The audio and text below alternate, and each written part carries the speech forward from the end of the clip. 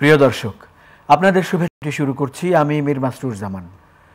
সংবাদপত্রের শিরোনামগুলোকে ঘিরে চলমান পরিস্থিতি নিয়ে আলোচনার নিয়মিত এই আয়োজনে আজ সম্মানিত অতিথি হয়ে আমাদের সঙ্গে রয়েছেন দৈনিক প্রথম আলোর যুগ্ম সম্পাদক জনাব সোহরাব হাসান। আমরা স্বাগত জানাচ্ছি আপনাকে। আমাদের ধন্যবাদ, শুভরাত্রি আপনাকে। তো আমরা সংবাদপত্রের শিরোনামগুলো দেখে নিয়ে আলোচনায় যাচ্ছি। দৈনিক ইত্তেফাক, নির্বাচনের সময় ঠিক হবে রাজনৈতিক সিদ্ধান্তে, জাতির উদ্দেশ্যে ভাষণে ডক্টর ইউনূস। আর কালো টাকা তৈরি করতে দেওয়া হবে না, অর্থ উপদেষ্টা। জিএসপির শর্ত পালনের তাগিদ যুক্তরাষ্ট্রের। নীতি সুদহার বাড়ল, সব সুদহার বাড়বে। পাকিস্তানের মাটিতে ইতিহাস টাইগারদের, প্রথম টেস্টে 10 উইকেটের বিশাল জয়। মানবজমিন, হাসিনার পদত্যাগপত্র গ্রহণের পরই সুপ্রিম কোর্টের মতামত চান প্রেসিডেন্ট। এনআইএতের হাজার কোটির সম্পদ। আনসারদের অবস্থানে দিনভর অবরুদ্ধ সচিবালয়ে, রাতে উত্তেজনা।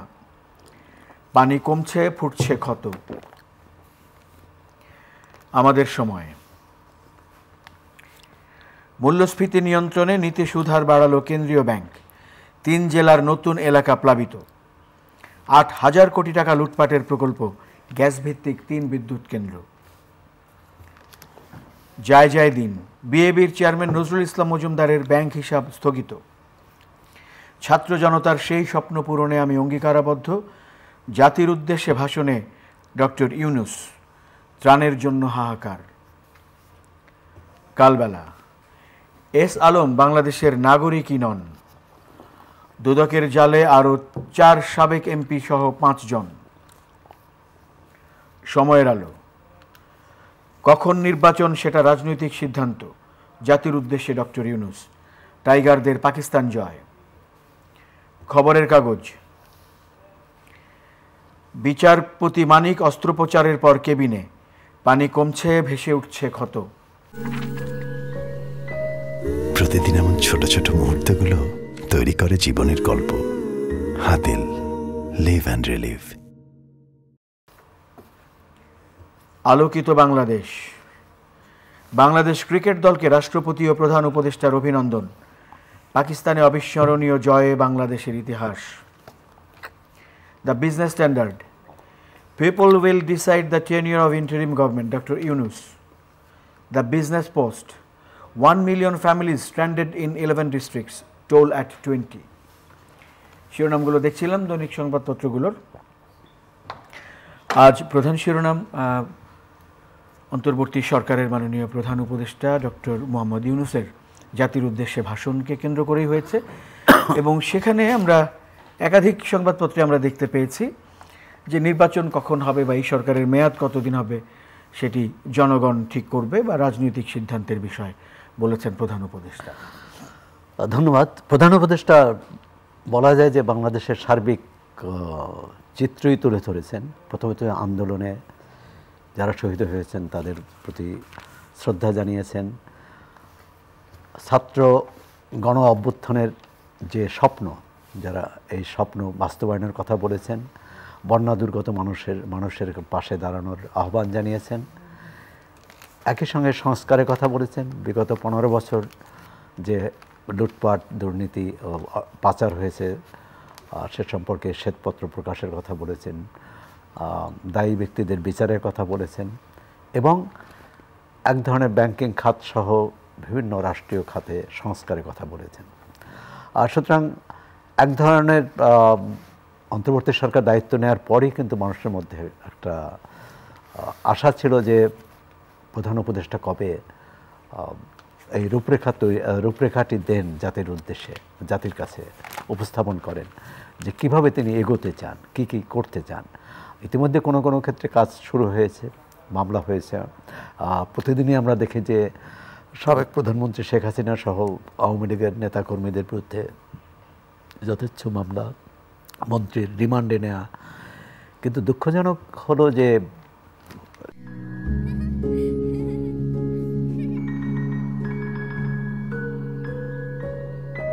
প্রতিদিন এমন ছোট ছোট মুহূর্তগুলো তৈরি করে জীবনের গল্প। Hatil, live and relive. আদালতে যে অভিযুক্ত লাঞ্ছিত হওয়ার ঘটনা, এটি হওয়া উচিত না কোনোভাবেই। প্রধান উপদেষ্টা নির্বাচনের ব্যাপারে যে কথাটি বললেন, অনেক পত্রিকায় শিরোনাম করেছে যে রাজনৈতিক সিদ্ধান্ত। এখন রাজনৈতিক সিদ্ধান্ত অবশ্যই রাজনৈতিক দলগুলোই নেবে, অর্থাৎ রাজনৈতিক নেতৃত্বই নেবে।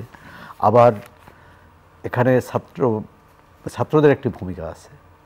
বৈষম্য বিরোধী ছাত্র আন্দোলন যারা নেতৃত্বে দিয়েছে এই গণ অভ্যুত্থানে, তাদের মতামতের আছে। তারাও বলেছে যে আমরা সংস্কার চাই, ব্যক্তির বদলে ব্যক্তি নয়।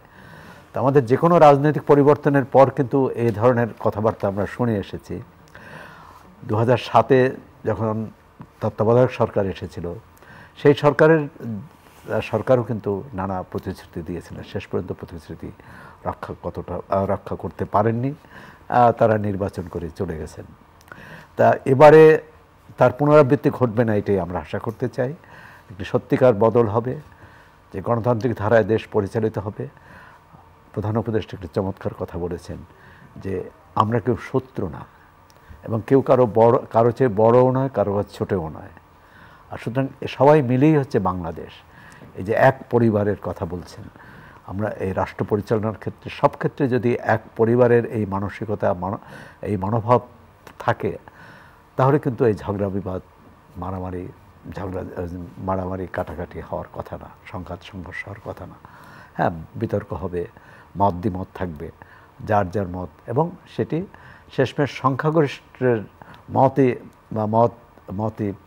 কি বলে অনুযায়ী রাষ্ট্র পরিচালিত হবে। এর অর্থ না যে সংখ্যালঘিষ্ঠ যারা, তাদের মতকে উপেক্ষা করা হবে সবসময়, যেটি আমাদের রাজনীতির বড় সমস্যা বা বড় দুর্বলতা, যে যখন যারা ক্ষমতায় থাকছে তারা সব কিছু দখল করেছে, আর যারা বিরোধী দলে থাকছে তারা সেই দখলদারি তো উদ্ধারের চেষ্টা করেছেন। তো রাজনীতির নতুন ধারা চায়, তরুণ প্রজন্ম চায়, সাধারণ মানুষও চায়। তো প্রধান উপদেষ্টার এবং অনেকে রাজনৈতিক দলগুলো কালকেই হয়তো আমরা দেখব যে তাদের প্রতিক্রিয়ায় যে অনেকে হয়তো সন্তোষ প্রকাশ করবেন, অনেকে অসন্তোষ প্রকাশ করবেন। অর্থাৎ কেউ ইতিমধ্যে বিএনপি কিন্তু যত দ্রুত সম্ভব নির্বাচন দেওয়ার কথা বলেছেন, এবং রাজনীতিকরা অনেক দলের রাজনীতিক বলেছেন যে যদি সব সংস্কারই এই অন্তর্বর্তী সরকার করে, তাহলে নির্বাচিত সরকার কি করবে। তাহলে এই অন্তর্বর্তী সরকারের জন্য তারা কি করবেন সেটা নির্ধারিত। প্রধান উপদেষ্টা যেখানে একটা রূপরেখা দিয়েছেন, এটি কিন্তু তিনি কোনো টাইম ফ্রেম দেননি, কোনো সময়সীমা দেননি। এখন সময়সীমাটা কি হবে বলেছেন রাজনৈতিক নেতৃত্ব এটা সিদ্ধান্ত নেবে। সেক্ষেত্রে সব দল আলাপ আলোচনার মাধ্যমে একটি সিদ্ধান্তে আসবে। কিন্তু বাংলাদেশে আমরা তো রাজনৈতিক দলগুলোর চরিত্র বা মানসিকতা জানি, তারা কোনো ব্যাপারে একমত হন না। কেউ যদি বলেন সূর্য পূর্ব দিকে ওঠে, অন্য পক্ষ বলেন সূর্য পশ্চিম দিকে ওঠে। প্রতিদিন এমন ছোট ছোট মুহূর্তগুলো তৈরি করে জীবনের গল্প। Hatil, live and relive. এই যে সত্যকে অস্বীকার করার যে প্রবণতা, অর্থাৎ একটা দখলদারি মানসিকতা, এটি ক্ষমতায় থাকলেও থাকে, বিরোধী দলে থাকলেও থাকে। এই মানসিকতা থেকে বেরিয়ে আসতে পারে যদি, এবং সেখানে প্রধান উপদেষ্টা বা শুধু উপদেষ্টা পরিষদের দায়িত্ব নয়, দায়িত্ব হচ্ছে সমগ্র জনগণের, বিশেষ করে রাজনৈতিক নেতৃত্বের। তারা এতদিন যে ধারায় রাজনীতি করেছেন, সরকারি দল বিরোধী দল, সেই ধারায় করবেন না, এটাই আশা করি। আপনি বলছিলেন যে রাষ্ট্রের প্রয়োজনীয় সংস্কার শেষে জাতীয় নির্বাচন, এমন কথা তিনি বলেছেন। এই প্রয়োজনীয় সংস্কার বলতে আপনি যদি একটু ভেঙে বলেন যে কোন কোন খাতে আসলে অগ্রাধিকার? এখানে ইতিমধ্যে সামাজিক যোগাযোগ মাধ্যমে প্রতিক্রিয়া আসছে যে প্রকৃত সংস্কার পাননি অনেকে, সেটাও বলেছেন যে এখানে যে ধরনের সংস্কারের কথা বলছে এটা গতানুগতিক। যেমন গত 15 বছরে যে অনিয়ম দুর্নীতি হয়েছে তার বিচার, শ্বেতপত্র প্রকাশ, নতুন করে দুর্নীতি না হয়, যেটা বলছে পুলিশি রাষ্ট্র করতে দেওয়া হবে না। খুবই আশাব্যঞ্জক বক্তব্য, যে এতদিন আমরা দেখেছি যে পুলিশকে কীভাবে রাজনৈতিক কারণে ব্যবহার করা হয়, কিন্তু আমরা একই সঙ্গে চাইব যে বর্তমানে যারা ক্ষমতায় আছে বা ভবিষ্যতে আসবেন, তারাও সেই একই পথ নেবেন না। ইতিমধ্যে আদালতে যেসব মামলা হচ্ছে, মামলাগুলো নিয়ে প্রশ্ন উঠেছে। এমনকি দেশি বিদেশি অনেক আইনজীবী আইন বিশেষজ্ঞ প্রশ্ন তুলেছেন যে এই যে একজন ব্যক্তির বিরুদ্ধে বা ব্যক্তির বিরুদ্ধে অনেকগুলো মামলা এবং সবার বিরুদ্ধে অধিকাংশের বিরুদ্ধে দুই একটি ছাড়া যে হত্যা মামলা, তা প্রথম হচ্ছে যে একজন সাংবাদিক যদি অন্যায় করে, কারো মানে সাংবাদিকতার নীতিমালা বহির্ভূত কাজ করে, তার বিরুদ্ধে অবশ্যই তার বিরুদ্ধে মামলা হতে পারে। কিন্তু সাংবাদিক বিরুদ্ধে হত্যা মামলা, তারা কি হত্যাকাণ্ড ঘটিয়েছে, এটি কীভাবে প্রমাণ করবে? এখন এক্ষেত্রে অনেকেই মনে করেন যে এক্ষেত্রে একটি কী বলে এক ধরনের গড়বড় আছে, অর্থাৎ রাজনৈতিকভাবে এই মামলাগুলো করা হচ্ছে। কিন্তু আমরা তো চাচ্ছি যে 5 আগস্টের পর রাজনৈতিক উদ্দেশ্যে কোনো মামলা হবে না, কারণ বিগত সরকার নিন্দিত হয়েছে এ কারণেই যে তারা রাজনৈতিক উদ্দেশ্যে পুলিশকে ব্যবহার করেছে, বিচার বিভাগকে ব্যবহার করেছে। আমরা চাই সেটি হবে না। 5ই আগস্টের আগে যে উনি মাননীয় প্রধান উপদেষ্টা যেভাবে বলেছেন যে হয়রানিমূলক মামলা হয়েছে, যেগুলো এখনও অনেকেই হয়তো বা হয়রানির শিকার হচ্ছেন বা এখনও আটক অবস্থায় আছেন, তাদেরকে মুক্ত করা এবং সেই মামলাগুলো প্রত্যাহারের ব্যবস্থা করা, তিনি সেটি যেমন বলেছেন। পাশাপাশি আপনি খানিকক্ষণ আগে যেমন বললেন যে আর কোনো মামলা যার বিরুদ্ধে প্রধান উপদেষ্টার এই আশ্বাস বাণী খুবই জরুরি এবং মানুষ আশ্বস্ত হবে, কারণ রাজনৈতিক কারণে তো অনেক মামলা হয়েছে। এমনকি সাংবাদিকদের বিরুদ্ধে, প্রথম আলোর সাংবাদিকের বিরুদ্ধে এখনও আপনার ডিজিটাল নিরাপত্তা আইনে মামলা আছে। ডিজিটাল নিরাপত্তা আইন কিন্তু চলে গেছে, কিন্তু সেই আইনে মামলা হয়েছে অনেক সাংবাদিকের। আমাকে পটুয়াখালী থেকে একজন সাংবাদিক জানতে চেয়েছেন যে তার মামলার পরিণতি কী। তাকে তো এখনও পুলিশ খুঁজছে এবং তাকে হাজিরা দিতে হয়। সুতরাং এই মামলাগুলো যত দ্রুত শেষ করা যায় অর্থাৎ অব্যাহতি দেওয়া যায়। আমাদের সাংবাদিক রোজিনা ইসলামের মামলা প্রত্যাহার করা হয়েছে। মনে করি যে এটি ভালো সিদ্ধান্ত। অন্যান্য মামলাগুলো রাজনৈতিক উদ্দেশ্যে, বিশেষ করে ভিন্ন মত প্রকাশের জন্য, সরকারের সমালোচনা করার জন্য যেসব মামলা হয়েছে, তাহলে আমরা বাক স্বাধীনতায় যদি বিশ্বাস করি, গণতন্ত্রে যদি বিশ্বাস করি, মত প্রকাশ স্বাধীনতায় বিশ্বাস করি, এই মামলাগুলো বাতিল করা উচিত এবং ভবিষ্যতে এই ধরনের মামলা হবে না, এই নিশ্চয়তাও কিন্তু দেশবাসী পেতে চাইবে প্রধান উপদেষ্টা বা অন্তর্বর্তী সরকারের কাছে। কোনো মামলার আসামি কিংবা অভিযুক্তকে যখন আদালতে নিয়ে যাওয়া হচ্ছে, তখন আদালত প্রাঙ্গণে হামলার ঘটনার কথা উল্লেখ করে তিনি বলেছেন যে এমন হওয়া উচিত নয়, আমরা তার ভাষণে যেমন শুনেছি। না, এটি অন্য উপদেষ্টাও বলেছেন, আইন উপদেষ্টাও বলেছেন। এটি খুবই দুঃখজনক, মানে কি বলে, বেদনাদায়ক এবং নিন্দনীয়। এখন কথা হচ্ছে আইনশৃঙ্খলা রক্ষাকারী বাহিনী কিন্তু নিরাপত্তা দেওয়ার কথা। যখন একজন আসামি নিরাপত্তা হেফাজতে চলে যান, মানে গ্রেপ্তার হওয়ার পরেই পুরো তার নিরাপত্তা দেওয়ার দায়িত্ব তাদের। এখন তারা যদি সেটা না দিতে পারেন, এটা তাদের ব্যর্থতা। আরেকটি প্রশ্ন যে এই আদালত প্রাঙ্গণে যেসব অভিযুক্ত লাঞ্ছিত হয়েছেন, অপমানিত হয়েছেন, বেশিরভাগই আইনজীবীদের দ্বারা। আইনজীবীদের ক্ষোভ থাকতে পারে, কিন্তু তিনি যে আইনজীবী হিসেবে তার যে ভূমিকা, তার যে শপথ, সেই শপথ তো তিনি ভঙ্গ করতে পারেন। আইনজীবী হিসেবে তিনি যদি মনে করেন যে অপরাধী, সেটা আদালতে প্রমাণ করবেন এবং তার অপরাধ প্রমাণ করলে বাংলাদেশের সর্বোচ্চ শাস্তি মৃত্যুদণ্ড, সেটাও হতে পারে। কিন্তু বিচারে আগে যে মব ট্রায়াল বলে, মানে জনহেনস্থা, এটি তো কোনোভাবেই গ্রহণযোগ্য না। আমরা দেখতে চাইব যে প্রধান উপদেষ্টার এই অভয়বাণীর পর আর একটি অঘটনও আদালত প্রাঙ্গণে হবে না।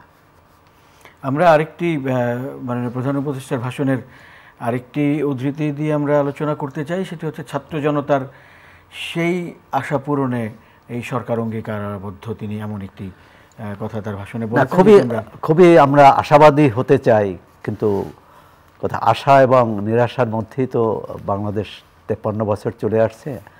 এখন ছাত্র জনতার যে প্রত্যাশা ছিল, যে স্বপ্ন, সেই স্বপ্নকে একটা বৈষম্যহীন বাংলাদেশ, একটা মানবিক মর্যাদার বাংলাদেশ, সামাজিক ন্যায় বিচারের বাংলাদেশ, সাম্যের বাংলাদেশ, এখন সেটি করতে হলে কিন্তু পুরো রাষ্ট্র ব্যবস্থা বদলানো দরকার। প্রধান উপদেষ্টা কিন্তু সেই পুরো রাষ্ট্র ব্যবস্থা বদলানোর যে রূপরেখা, সেটি কিন্তু দেননি। তিনি এই বর্তমান কাঠামোর মধ্যেই যতটা পরিবর্তন করা যায়, অর্থাৎ দুর্নীতি বন্ধ করা, অনাচার বন্ধ করা, বেআইনি কর্মকাণ্ড বন্ধ করা, এটির উপর জোর দিয়েছেন। এটাও মনে করি ইতিবাচক, যদি এটি হয় এরপরে আমরা চিন্তা করতে পারবো যে ছাত্র জনতার স্বপ্ন কীভাবে বাস্তবায়ন হয়। এই আন্দোলনে ছাত্ররা নেতৃত্ব দিয়েছে, কিন্তু এই আন্দোলনের সবচেয়ে বেশি প্রাণহানি ঘটেছে, বেশি জীবন দিয়েছে কিন্তু সাধারণ মানুষ, হকার, রিক্সা চালক, অটো চালক, মানে পথচারী, সাধারণ মানুষ, একেবারেই সাধারণ মানুষ। এই সাধারণ মানুষের স্বপ্ন, তার স্বপ্ন কি? তার স্বপ্ন হচ্ছে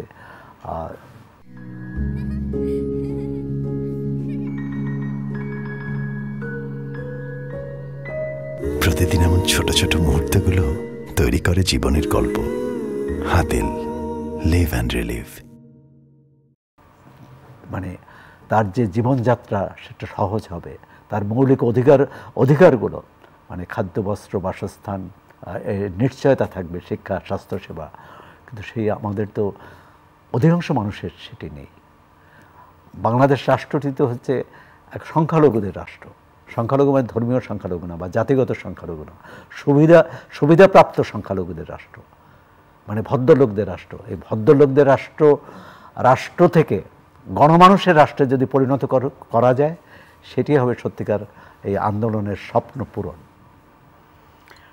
আমরা আরেকটি শিরোনামের দিকে যাই, সেটি হচ্ছে আনসারদের অবস্থানে দিনভর অবরুদ্ধ সচিবালয়, রাতে উত্তেজনা। আমরা গণমাধ্যমের সংবাদে, যেটি বিশেষ করে সম্প্রচার মাধ্যমে দেখেছি, যে সেখানে সংঘাতের ঘটনাও হয়েছে, পরবর্তীতে সেনাবাহিনী হস্তক্ষেপ করেছে, এমন সংবাদও আমরা দেখতে পেয়েছি। না, এটি খুবই দুঃখজনক, এবং সরকার আসার পরপরই বিভিন্ন শ্রেণী পেশার মানুষ, বিভিন্ন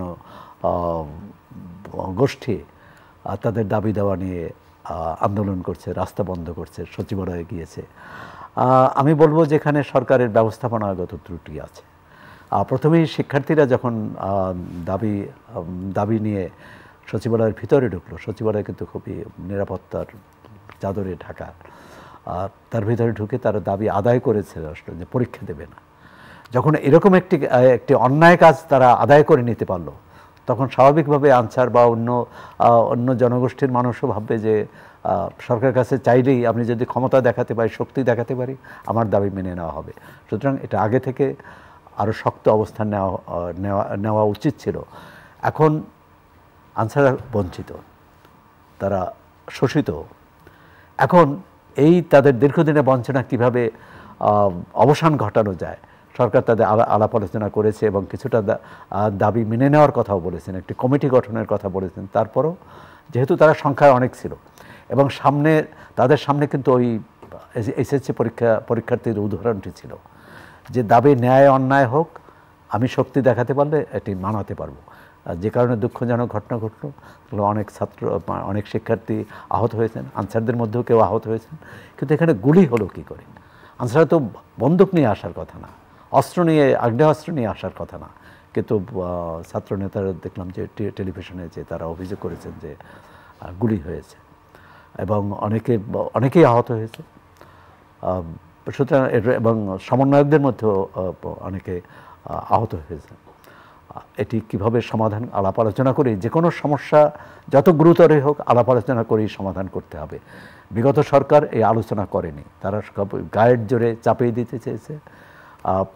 এখানে স্বরাষ্ট্র উপদেষ্টা বলেছেন আলোচনার মাধ্যমে এটি সমাধান করবেন।